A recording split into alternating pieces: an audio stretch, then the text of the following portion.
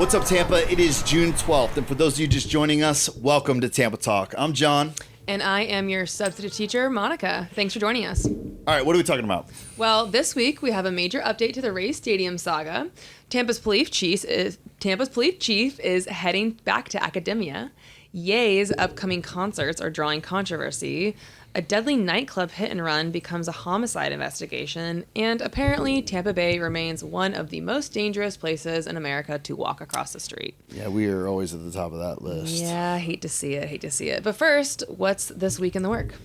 Well, you were telling me earlier that you were doing something with youth, and I was like, I was doing something with youth this week. And then I was like, I think, did school just let out or something? And there's a lot of kids running around this week. They're out and about. So what were you doing with the youngins? Yeah, so the Tampa, so actually in Hillsborough County, we have our planning council is the Metropolitan Planning Organization, and then there's also the TPO. Anyways, the planning organization does an annual program called FLIP, which stands for Future Leaders in Planning. And so I believe that it is rising seniors that are interested in urban planning. And so during this program, over the summer, those rising seniors basically spend a week at the county learning about all of the services the county provides and specifically learning about how that intersects with planning. And so I had the opportunity to go and talk about food systems and how the food system could or should be integrated into urban planning and the impact that it has on our communities. I love this. Yeah. That's awesome. It sounds really cool. I'm not sure. I'm just thinking about if as a senior, did I even know that there was such a thing? I did not. I did not. I did not. Are these different kind of seniors? Yeah, and I do think that there has been online fads about transit and biking. I do think that kids these days are not looking forward to driving. I've talked to many parents that are basically forcing their children to get driver's license because they don't want to drive them anymore and these kids need to go places, but the teens themselves are not looking forward to it. Interesting. Which I'm kind of well, then let's not get them behind the wheel, but there's not another option. They can't take a bus. If they live out in the burbs, they can't bike into anything. And so I think that there has been kind of a draw towards urban, modern, dense living. Let's design cities we want to live in. And so there has been kind of an interest in urban planning from the youth. Yeah. Well, so another thing, so we had some youth come by the drop this week. They were there was a local church that it's very smart for the church. They basically say, hey, we're going to run a week-long camp of serve week or volunteer week. A lot of students need hours, community service hours. And so it's hey, we're going to just get them all done in a week. Yeah. And we're going to line up, we're going to go as a community. Yeah. And it's a great outreach for the church to meet new kids, come in and just get all your hours done. So we had a bunch of them come in and did some deep cleaning around the drop. But then also on Wednesday, some of us left the drop after it closed and went over to right up the street, actually, where the old Kmart was, just south of Waters there.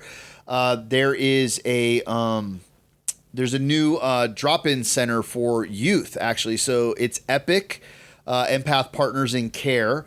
Common Ground program is what it's called. And it is for youth or at-risk youth ages 16 to 24 that are experiencing homelessness or housing instability in general.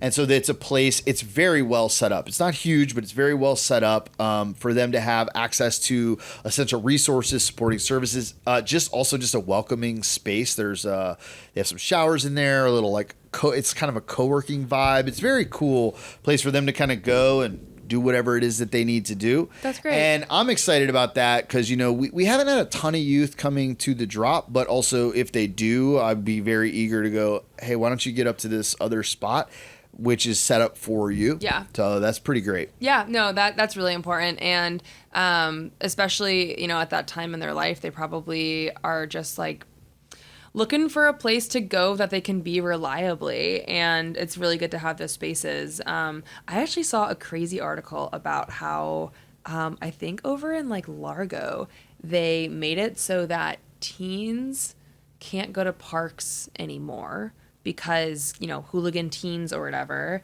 And so basically parks have an age limit of like 14. And it's crazy because it's like, well, where do these 14-year-olds go?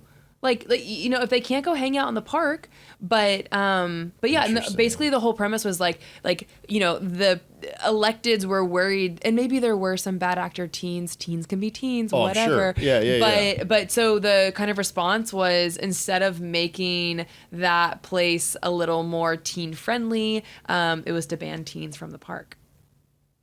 By the way, this is way off topic, but since we're talking about this, there is, I want to say this was in Europe or somewhere.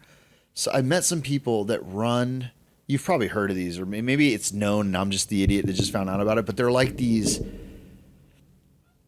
places for teenagers that are like, they're like nightclub, hangout. There's like, it's just this like youth center that's just amazing. Like I went and watched this video online for this like youth hub thing, and it's just parents are just like, yeah, you buy a membership for the kids, and the kids are just there all the time. There's all these different venues, and it's like they call them supervision it's like a minimal supervision environment. So there is supervision, but it's as unknown or unseen as possible to kind of let them do their thing. Because that's part of growing up, is to be an awkward kid and to explore your boundaries. Yeah, I was like, oh, we should build one of those. Yeah, that's fun. We'll add it to the list. Yeah, well, we got quite the list. There's quite the list. I am out there shopping for ideas always.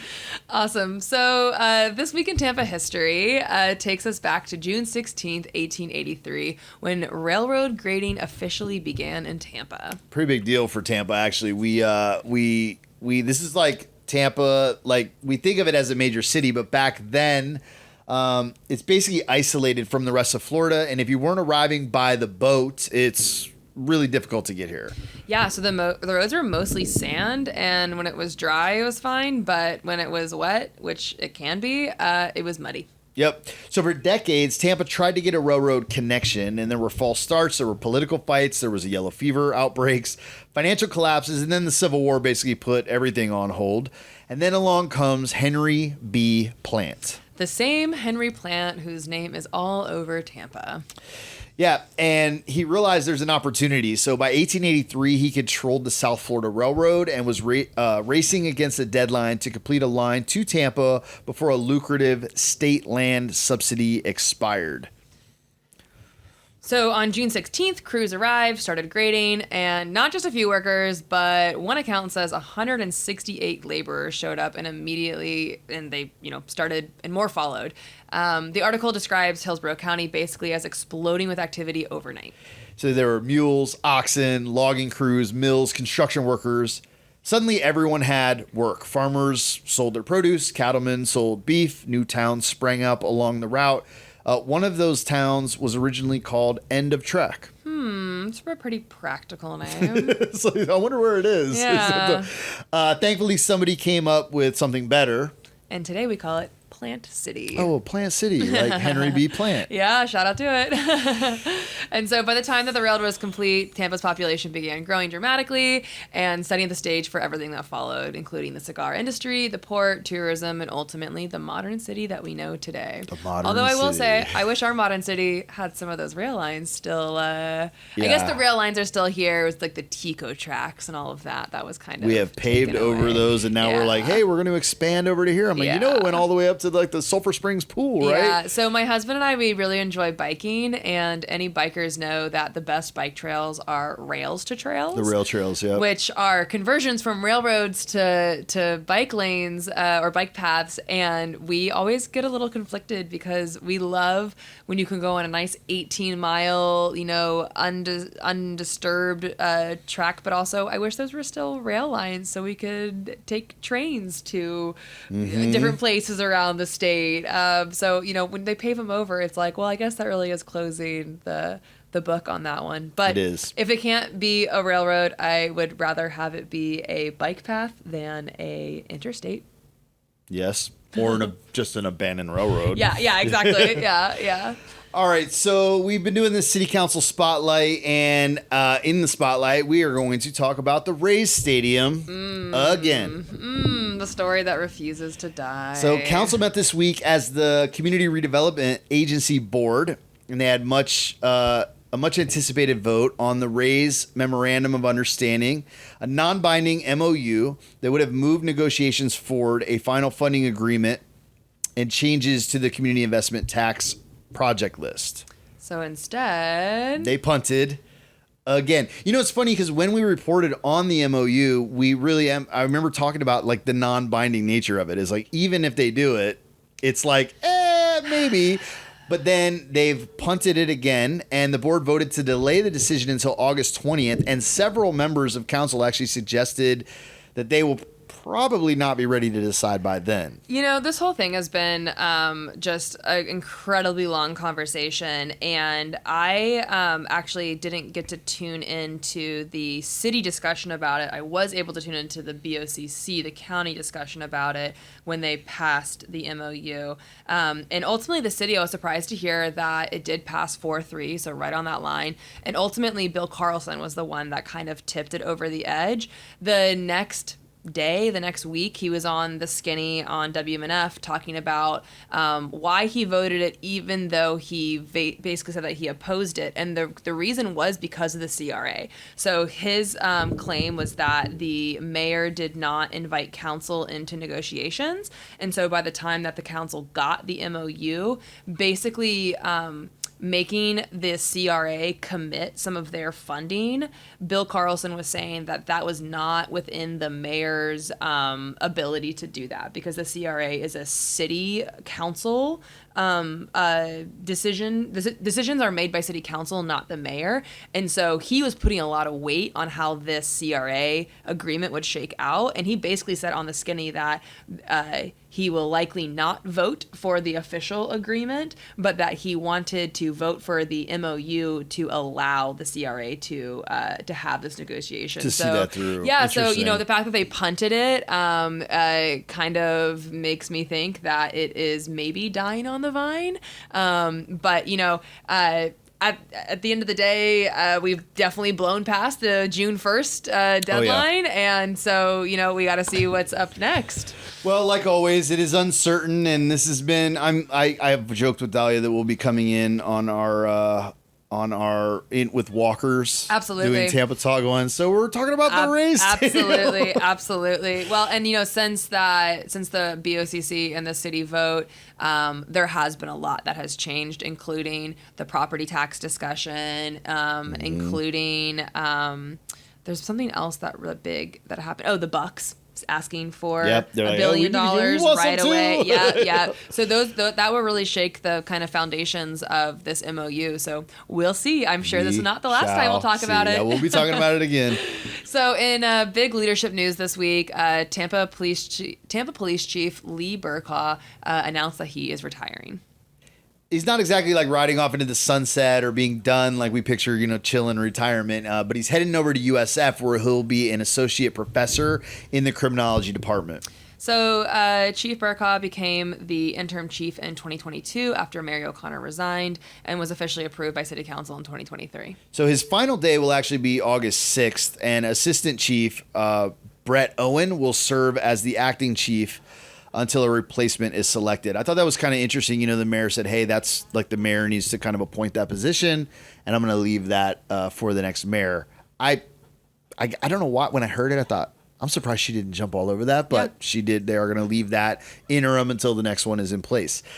In other news, the artist formerly known as Kanye West, now Ye, is scheduled to perform in Tampa later this month, and the reaction's been, well, mixed. That's putting it mildly. Several organizations, including the Florida Holocaust Museum, the Tampa Jewish Federation, and Florida Now, have spoken out against the concerts. So the criticisms stem from a series of anti-Semitic statements and actions Ye made over the past several years, including comments praising Nazism and merchandise that he was selling featuring swastikas. Yeah, that's really, really not good and not appreciated. And so while he later issued a public apology, many organizations said they don't believe that it adequately addressed the harm caused. And I'm not really sure that it was genuine. That's my personal opinion. This is exactly what the question has been. Yeah. So the Tampa Sports Authority says We don't know, and we don't condone offensive remarks, but it also operates under a principle of free speech as a public agency. So they're saying, hey, you can do this.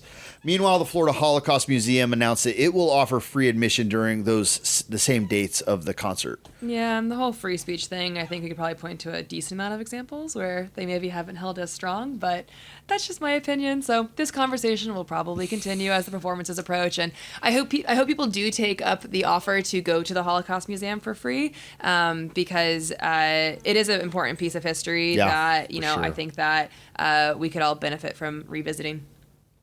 So, finally, a report this week confirms something that many Tampa Bay residents probably already suspected. Walking around here can be dangerous.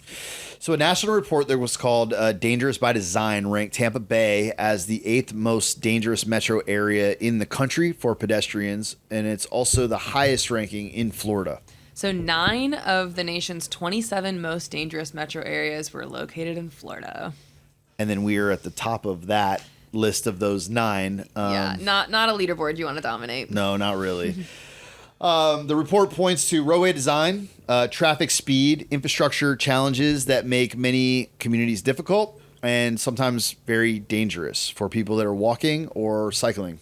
Yeah, it's one of those stories that's easy to ignore until you're actually trying to cross a 6-lane road with traffic flying by at 50 miles an hour. I actually had I've biked across the state twice now, and the first kind of leg of that is from downtown St. Pete up into like the Odessa area. Yeah. And you really do experience those crossings, and you luckily that the ride that I do is a lot of it is on those rails to trails. But when you're not, it's scary. You're standing there and you're just a little person on your little bike, and you have these giant vehicles just flying by, and you look in the window and you see like, oh, they're texting or they're looking at their kids in the back seat. So dangerous by design, I like that the report's called that, because it's not this it's by design, it's not this thing that we do have roads with protected bike lanes. You're like, hey, guess what? It's a lot harder to come over that. Yep, that and other hump. traffic calming measures. Plenty. Yeah. So, if we designed it dangerously, maybe we can design it to be better. And I will say, we know this, but some of our most dangerous, like the university area, kind of Fowler corridor, some of these are the most dangerous places, and it is a super highway.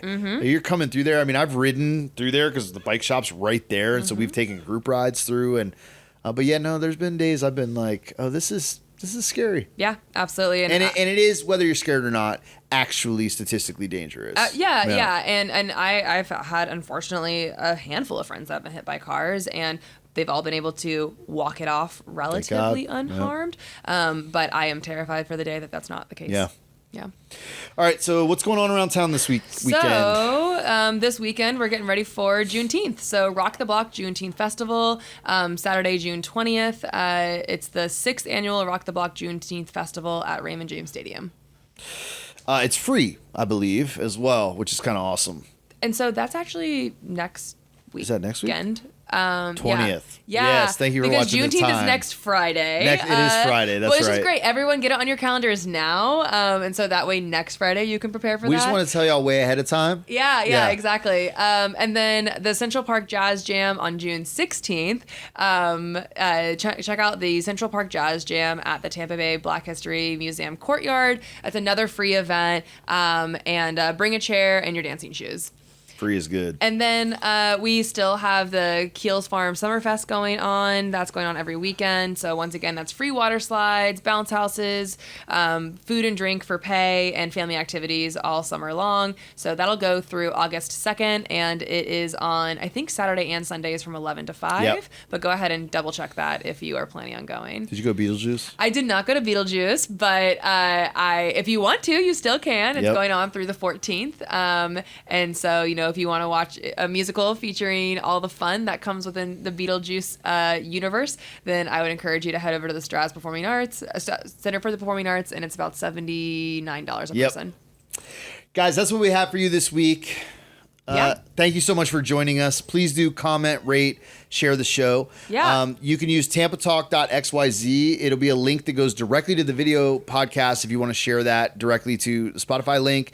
And if you want this to come into your inbox every Friday morning at 6 a.m., wordonthestreets.xyz. Yeah. And then if you do go to any of the events that we plug, yes. Tag WellBuilt Cities on Please. Instagram. Let us know that you're out there listening and that we, sometimes maybe give some good suggestions and that you're having fun and that you're enjoying the community that we all get to build together. So that's what we're talking about. Thanks for joining us. Until next time. Y'all be good.